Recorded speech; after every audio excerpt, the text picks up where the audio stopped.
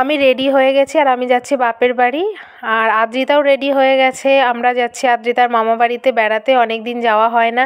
আর তার একটা কারণ আছে কেন যাচ্ছি তোমাদের দেখাবো অবশ্যই। তো চলো বাদবাকি ভিডিওটা বাপের বাড়িতে গিয়ে করব। তো আমি তো বাপের বাড়িতে চলে এসেছি। আর এখানে আসার একটা কারণ আছে, আমার বাপের বাড়ির পাশে একটা আশ্রম আছে। তো আশ্রমে প্রত্যেক মাঘ মাসেই অনুষ্ঠান হয়, সরস্বতী পুজো থেকে শুরু হয়। আর প্রত্যেক মাঘ মাসেই এই অনুষ্ঠানটা হয়, বাৎসরিক অনুষ্ঠান। খুব সুন্দর হয়, আর না আসলে আমার একদমই ভালো লাগে না এই আশ্রমের অনুষ্ঠানে। তো আশ্রমে কেমন অনুষ্ঠান হয় আর আশ্রমের সন্ধ্যা আরতি, আমরা এখন যাব, সন্ধ্যা হয়ে গেছে, সন্ধ্যা আরতি দেখতে যাব। আর তোমাদেরকেও দেখাবো যে সন্ধ্যা আরতি কেমন করে হচ্ছে আর আশ্রমের প্রত্যেকটা ঠাকুর কি অনুষ্ঠান হচ্ছে সব কিছুই দেখাবো। তাহলে চলো এর পরের ভিডিওটা তোমরা আশ্রমের সন্ধ্যা আরতি দেখতে পাবে। আমার বাড়ি থেকে একদম কাছে একটুখানি, তো আদ্রিতা ওর দিদুনের সাথে আগেই চলে যাচ্ছে। আমরা এখন মানে আশ্রমে ঢুকবো, একদমই বাড়ির পাশে, বেশি দূরে নয়। সেই জন্যে মানে বাপের বাড়ি আসার জন্যে, এই টাইমে আসার জন্যে খুব মনটা ছটফট করে, না আসলে একদমই ভালো লাগে না। তো চলেও এসেছি আমরা, চলো তোমাদের সন্ধ্যা আরতি দেখাবো।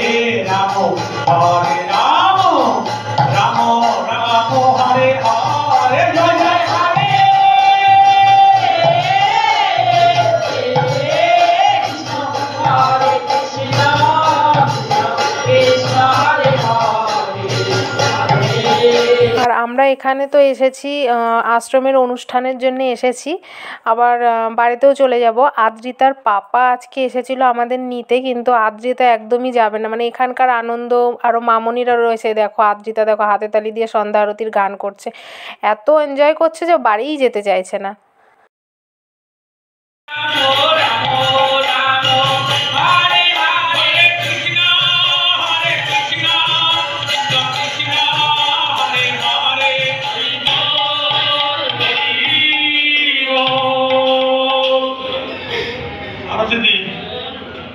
সন্ধ্যা আরতি দেখে আমি চলে এলাম, আর এই যে আদ্রিতা পপকর্ন কিনে এনেছে, পপকর্ন খাচ্ছে।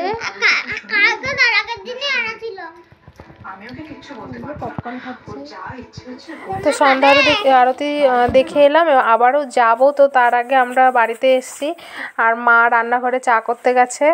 তো চাটা খেয়ে আবার একটু রেস্ট নিয়ে তো আবার তারপরে যাব আবার।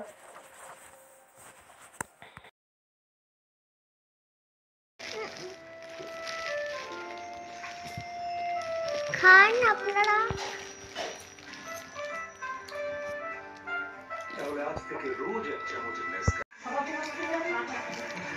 চলে এসছে চা, আর আমরা চা খাবো, তা না মা?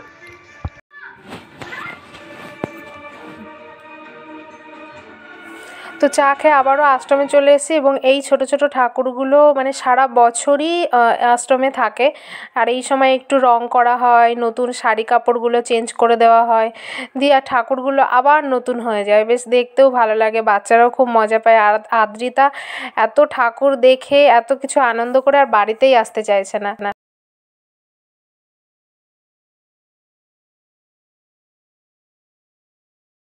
আর এখন তো এক্ষুনি অনুষ্ঠান শুরু হয়ে যাবে, আর দেখো প্রথমেই হচ্ছে কৃষ্ণের দুষ্টুমি, দেখো।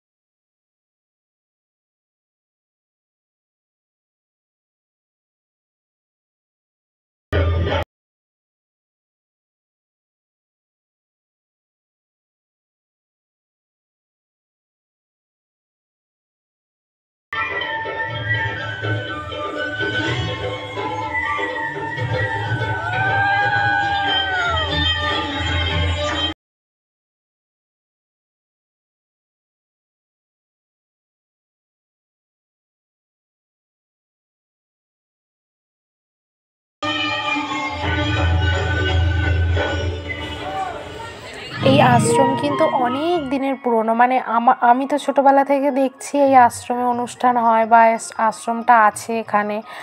আর আমার বাবা বলে আমার বাবার ছোটোবেলা থেকেও বাবা এখানেই আশ্রমটা দেখছে এবং প্রত্যেক মানে এই সরস্বতী পুজোর সময় থেকে শুরু হয়। আর এরকম 10 দিন মতো অনুষ্ঠান হয়। তো আমরা ছোটোবেলা থেকে এই অনুষ্ঠানে দারুণ আনন্দ করতাম, আর এটা এখনও ভীষণভাবে মিস করি। হরি হরি বলো বৃন্দাবনে চলো, ও বৃন্দাবন বিলাসিনী রাই আমাদের, বৃন্দাবন বিলাসিনী রাই আমাদের, রাই আমাদের, রাই আমাদের, আমরা রায়ের শ্যাম তোমাদের, রাই আমাদের বৃন্দাবন বিলাসিনী রাই আমাদের, বৃন্দাবন বিলাসিনী রাই আমাদের, বৃন্দাবন বিলাসিনী রাই আমাদের, বৃন্দাবন বিলাসিনী রাই আমাদের। আপনারা কোলাহল না করে যদি একটু এগিয়ে এসে স্যাক্রিফাইস করেন তাহলে আমার মনে হয় বেটার হবে। আসলে যে যা জায়গা মতো বসে পড়েছে, তারপরে বসুমাতার উপরে জায়গাগুলোকে আবার গরমও করে ফেলেছে শীতকালে, তাহলে ওই গরম জায়গা ছেড়ে কেন আমি ঠান্ডা জায়গায় যাব? তো তাই হয়েছে।